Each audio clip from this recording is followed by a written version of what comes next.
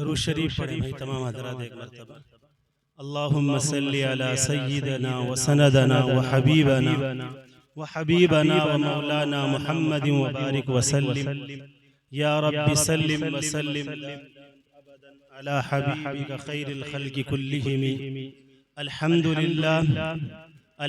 للہ نحمده ونستعینه ونستغفره ونؤمن به ونتوکل علیہ ونعوذ باللہ من شرور انفسنا ومن سیئات اعمالنا من يهده الله فلا مضل له ومن يضلله فلا هادي له ونشهد ان لا اله الا الله وحده لا شريك له ونشهد ان سيدنا مولانا محمدا عبده ورسوله۔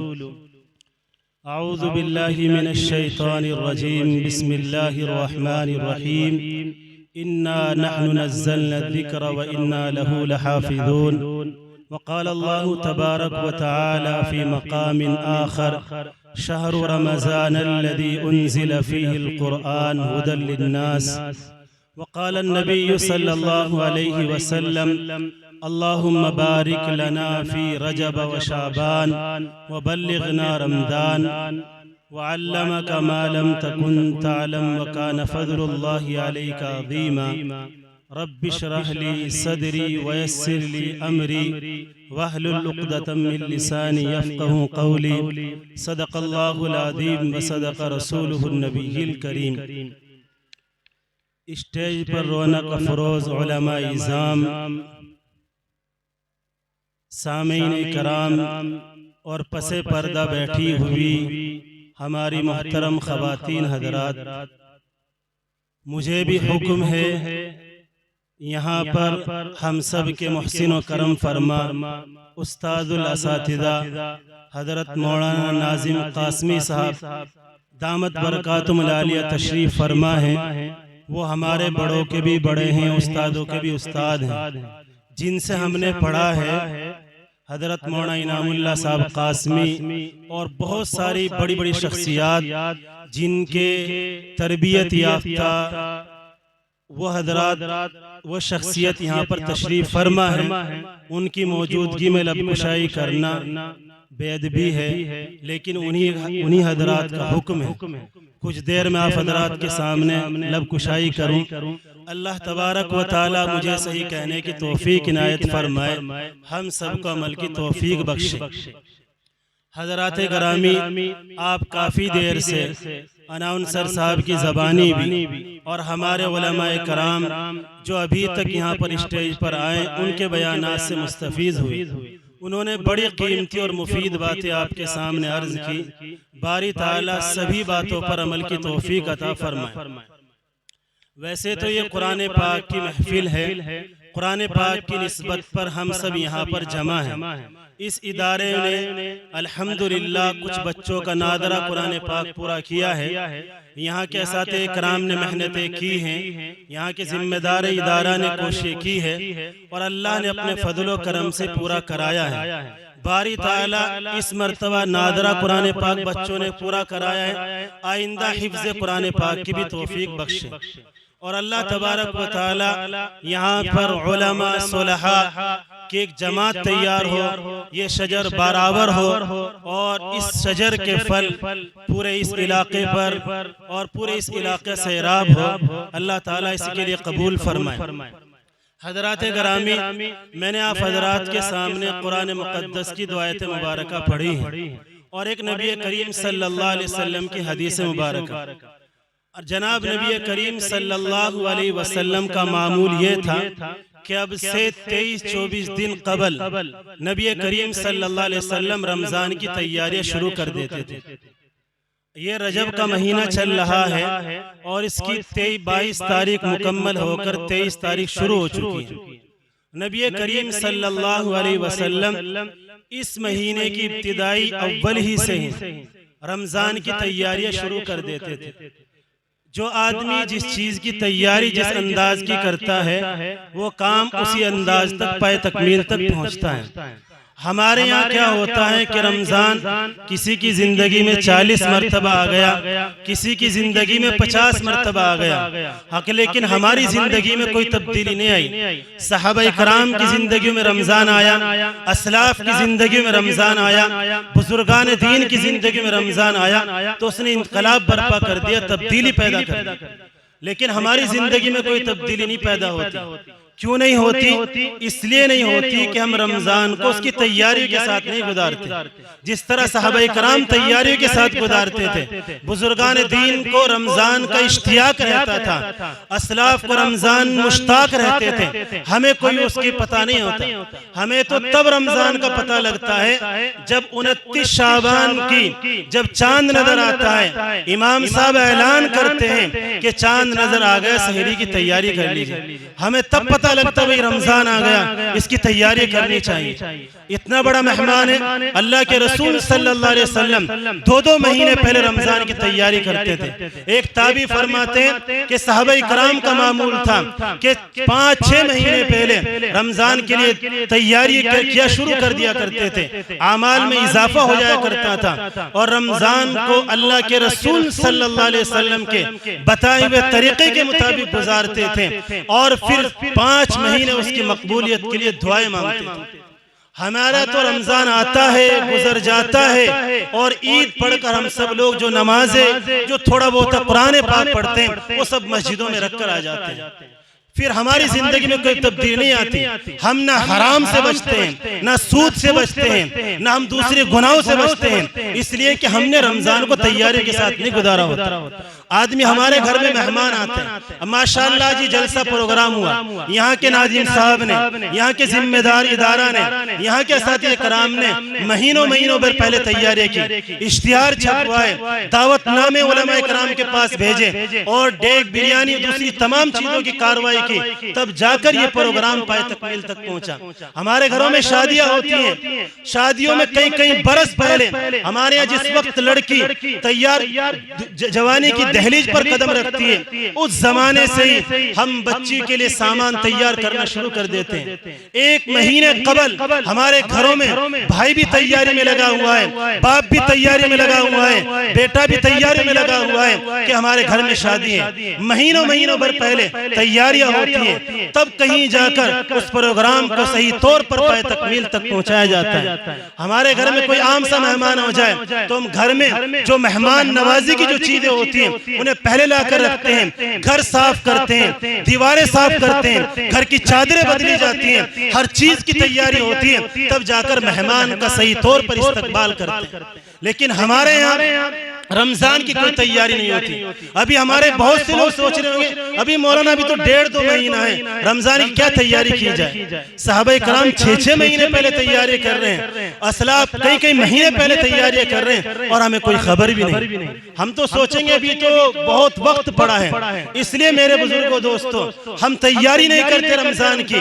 رمضان آتا ہے، گزر جاتا ہے، اور ہمیں پتہ بھی نہیں لگتا۔ آدمی کو مکان بنانا ہوتا ہے تو مہینوں بھر پہلے مٹیریل تیار کرتا ہے، بجری لا کر رکھتا ہے، سیمنٹ لا کر رکھتا ہے، مستری اور مزدوری سے مشورے کرتا ہے، نقشے بنواتا ہے، نہ جانے کیا کیا چیزیں مہیا کرتا ہے، پھر آدمی کام لگاتا ہے، پھر وہ مکان بن کر پائے تکمیل تک پہنچتا ہے، پھر اس میں راحت و آرام ملتا ہے۔ غرض یہ کہ انسان کوئی بھی کام کرے اگر بغیر تیاری کے کوئی کام کرے گا تو پائے تکمیل تک نہیں پہنچے گا، بحسن خوبی و کام اچھا نہیں ہوگا۔ اس لیے میرے بزرگوں دوستو ہمارے سامنے رمضان مبارک کا مہینہ آنے والا ہے، ہم اس کی تیاریاں کریں۔ اس کی تیاریاں کیا ہے کہ ہمارا کیا معاملہ ہوتا ہے؟ ہماری بہت سارے کام جو ہمیں رمضان سے پہلے کرنے چاہیے وہ بھی رمضان میں کرتے ہیں۔ ہمارے گھر کی لیپائی پوتائی وہ رمضان میں ہوتی ہے، ہمارے گھروں کی خریداری وہ رمضان میں ہوتی ہے، ہمارے گھر کے بچوں کے جوتے وہ رمضان میں خریدے جاتے ہیں، ہمارے گھر کی ڈیکوریشن وہ رمضان میں ہوتی ہے، ہمارے گھروں میں کلی پوچھا وہ رمضان میں ہوتا ہے۔ کیا رمضان جوتے کا مہینہ ہے؟ کیا رمضان کپڑوں کا مہینہ ہے؟ کیا رمضان کلی پوچھوں کا مہینہ ہے؟ کیا رمضان ہمارے گھروں کی ٹہل کے سجانے کے لیے مہینہ ہے؟ رمضان تو عبادت کا مہینہ ہے، رمضان تو قرآن کریم کا مہینہ ہے، رمضان تو اللہ تعالیٰ سے مانگنے کا مہینہ ہے، رمضان تو اللہ تعالیٰ سے اللہ کی رحمتیں، اللہ کی برکتیں مانگنے کا مہینہ ہے۔ لیکن ہمارا رمضان، ہماری عورتوں کا رمضان، ہمارے بچوں کا رمضان، ہمارے نوجوانوں کا رمضان مسلم کالونی میں یا شہر کے دوسرے اطراف میں یا کمبو کٹھیڑے میں یا نخستہ بازار میں گزرتا ہے۔ ہماری عورتیں جو رمضان المبارک اتنا مقدس مہینہ ہے، ایک ایک گھڑی، ایک ایک منٹ جس کی برکتیں نازل ہوتی ہیں، وہ رمضان المبارک پر ہمارے لمحات جو قیمتی، جو شب برات اور جو آخری عشرہ ہوتا ہے جس میں جہنم سے خلاصی ملتی ہے، وہ ہمارا شہروں کی نظر ہوتا ہے، جوتوں کی دکان پر ہوتا ہے، وہ کپڑوں کی دکان پر ہوتا ہے، وہ میک اپ پر ہوتا ہے۔ کیا رمضان اس لیے آتا ہے؟ پھر یہ ہوتا ہے کہ ہماری پورا رمضان خریداری میں، کپڑوں میں، جوتوں میں، اس طرح کی چیزوں میں گزرتا ہے، اور رمضان آنے کے بعد پھر ہم اسی جگہ پر کھڑے ہوتے ہیں جہاں رمضان سے پہلے ہوتے ہیں۔ ہماری زندگی میں کوئی تبدیلی پیدا نہیں ہوتی، ہمارے دلوں کی کیفیت کوئی بدلتی نہیں، ہمارے نظریات میں کوئی تبدیلی پیدا نہیں ہوتی۔ وجہ یہ ہے کہ ہم تیاری کے ساتھ رمضان کو نہیں گزارتے۔ اس لیے میرے بزرگوں، دوستوں، میری آپ سے درخواست ہے کہ آپ جس طرح نبی کریم صلی اللہ علیہ وسلم اس مہمان کی آمد کی تیاری کرتے تھے، صحابہ کرام تیاری کرتے تھے، ہم سبھی حضرات اس کی تیاریاں کریں۔ اس کی تیاری کیا ہے؟ نمبر ایک چیز تو یہ ہے کہ اللہ کے رسول صلی اللہ علیہ وسلم جو دعا پڑھتے تھے، اللہم بارک لنا فی رجب و شعبان وبلغنا رمضان، اے اللہ ہمارے رجب اور شعبان میں برکت عطا فرما، ہمیں رمضان تک پہنچا۔ ہر ایک بندہ عربی میں یاد کرے، اردو میں یاد نہ کر سکے تو اردو میں الفاظ اللہ تعالیٰ سے مانگے، اے اللہ ہمارے رجب اور شعبان میں برکت عطا فرما، ہمیں رمضان تک پہنچا۔ اور ہمیں عربی میں یاد کرنی چاہیے۔ کیوں؟ ہم دوسری چیزیں، بہت سی چیزیں یاد کرتے ہیں۔ ہمارے نوجوان، ہماری نوجوان بچیاں، بچے بڑے بڑے گانے یاد کر لیتے ہیں، بڑے بڑے ڈائلوگ یاد کر لیں، فلموں کے نام یاد کر لیتے ہیں، ایکٹروں کے نام یاد کر لیتے ہیں، کہ اللہ کے رسول صلی اللہ علیہ وسلم کی اس دعا کو یاد نہیں کر سکتے۔ تو ہم پوری محفل، اس محفل سے یہ نیت کر کر اٹھیں کہ انشاءاللہ العزیز ہم اس دعا کو یاد کریں گے اور آج سے ہی پڑھنا شروع کریں گے، اللہم بارک لنا فی رجب و شعبان وبلغنا رمضان۔ کیونکہ جب رمضان کو مانگیں گے، بہت سے لوگ ایسے ہیں ہم میں کہ جو ہم میں بہت پچھلے سال تھے لیکن ابھی نہیں ہیں۔ پچھلے سال ہماری پاس بیٹھتے تھے، ہماری محفلوں میں بیٹھتے تھے، ہماری مجلسوں میں بیٹھتے تھے، ہمارے پاس بیٹھتے تھے، لیکن آج موجود نہیں، وہ اس دھرتی پر موجود نہیں ہے۔ اس لیے میں اللہ تعالیٰ سے دعائیں مانگیں کہ اللہ ہمیں رمضان عطا فرما اور خیر و خوبی کے ساتھ عطا فرما، ورنہ ایسا تو ہوگا رمضان مل گیا آپ کو، اللہ نے کسی حادثے میں مبتلا کر دیا، کوئی ہاسپٹل میں آپ کا چلا گیا، کوئی ایسے جال میں آپ پھنس گئے، کوئی کیس آپ پر درد ہو گیا کہ آپ کورٹ کے، کچہری کے چکر کاٹتے رہے یا ہاسپٹل کے چکر کاٹتے رہے، نہ سحری کا پتہ، نہ تراویح کا پتہ، نہ پھر نمازوں کا پتہ، نہ عبادتوں کا پتہ، نہ کسی اور چیز کا پتہ۔ اس لیے اللہ تعالیٰ سے اس دعا کو خوب مانگے، اس دعا کی برکت سے اللہ تبارک و تعالیٰ آپ کو دوسرے حادثات سے، دوسری مصائب سے، دوسری الجھنوں سے اللہ تعالیٰ محفوظ رکھے گا۔ اس لیے اس دعا کو نمبر ایک، آپ اس رمضان کی تیاری ہے کہ آپ یہ دعا بہت اہتمام کے ساتھ پڑھنا شروع کریں۔ دوسرے نمبر کی چیز یہ کہ اپنی مصروفیات کو کم کریں۔ ہمارے یہاں جیسے میں نے آپ کو بتایا، ساری مصروفیات، گھر کی صفائی، گھر کی ڈیکوریشن، بلب صحیح کرانا ہے، بلڈنگ کمرے کے دروازے صحیح ہونے، لیٹرنگ باتھ روم میں ٹائل لگنی ہے، فرش کی مرمت ہونی ہے، صفائی ہونی ہے، ہماری عورتیں گھر کی چادریں بدلتی ہیں، یہ سارے جو کام ہیں ہم رمضان میں نہ کریں۔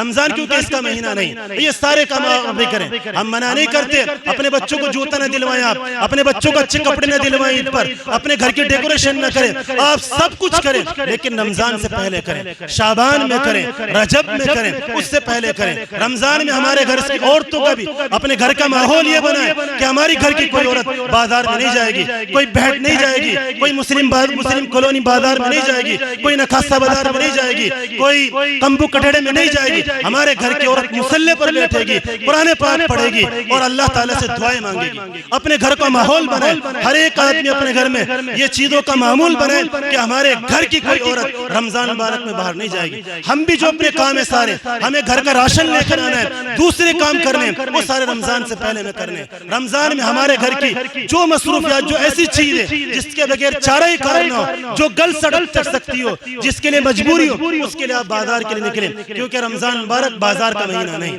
یہ عبادتوں کا مہینہ ہے, یہ قرآن پاک کا مہینہ ہے, یہ مسجدوں کا مہینہ ہے, یہ مصلوں کا مہینہ ہے, اور یہ اللہ تعالیٰ سے مانگنے کا مہینہ ہے. نمبر ایک چیز یہ ہو گئی دعا پڑھیں, اپنی مصروفیات. دوسرے نمبر کی چیز یہ کہ اپنی مصروفیات کو آپ تمام حضرات کم کریں.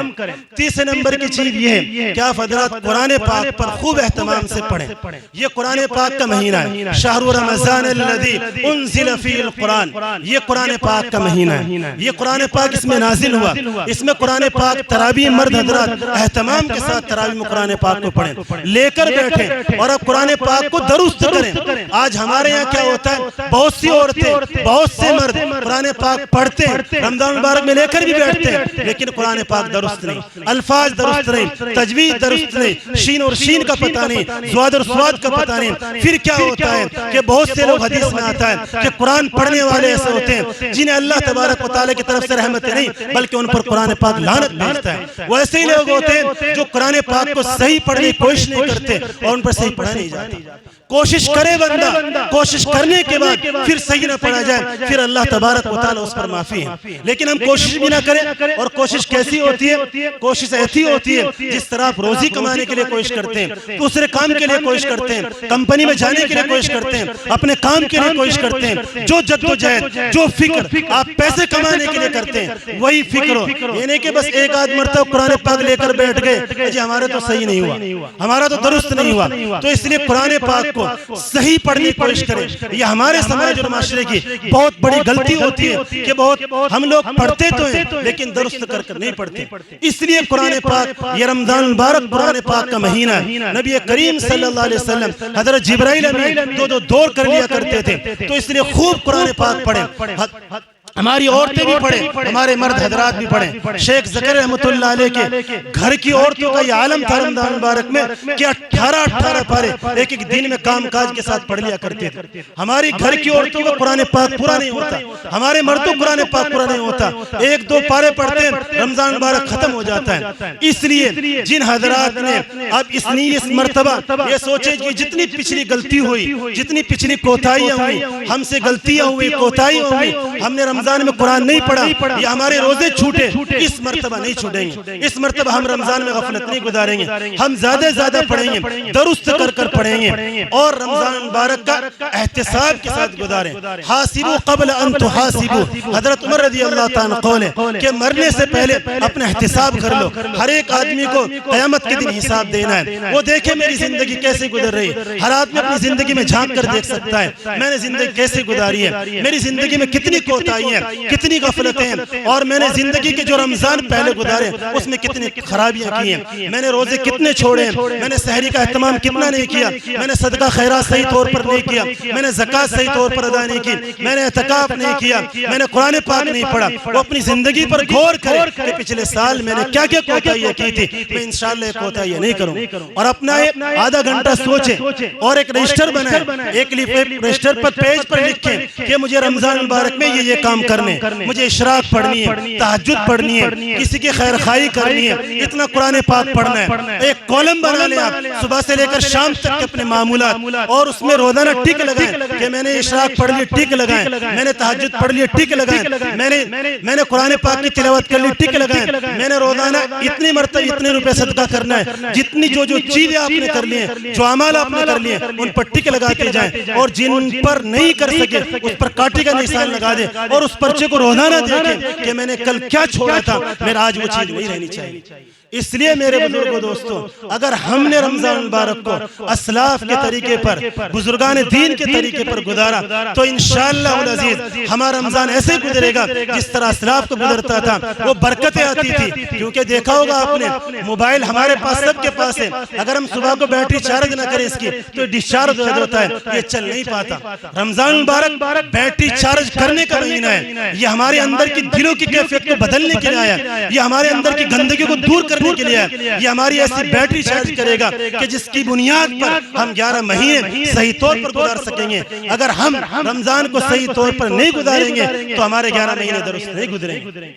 اس لیے بزرگان دین کی جو کتابیں ہیں رمضان مبارک کیسے گزاریں، دوسری بہت ساری کتابیں ہیں۔ فضائل رمضان ہماری مسجدوں میں کب پڑھا جاتا ہے؟ جب رمضان شروع ہو جاتا ہے۔ تو اس لیے ہم فضائل رمضان کو ابھی اپنے گھروں میں لے کر آئیں، اور بہت ساری کتابیں رمضان مبارک کے طریقہ پر کہ رمضان مبارک کیسے گزاریں، اس طرح بہت ساری کتابیں ان کو اپنے گھر میں لا کر پڑھیں۔ انشاءاللہ العزیز اگر ہم نے ان کتابوں کو پڑھ کر صحیح طور پر رمضان مبارک گزارا، دعائیں پڑھی، اپنی مصروفیات کو کم کیا، بازاروں کی خرید و فروخت کم کیا، تو انشاءاللہ العزیز ہمارا رمضان ایسے گزرے گا، ہماری زندگی میں تبدیلی آئیں گی۔ اللہ تعالی ہم سب کو عمل کی توفیق عطا فرمائے۔ وآخر الدعوانا الحمدللہ رب العالمین۔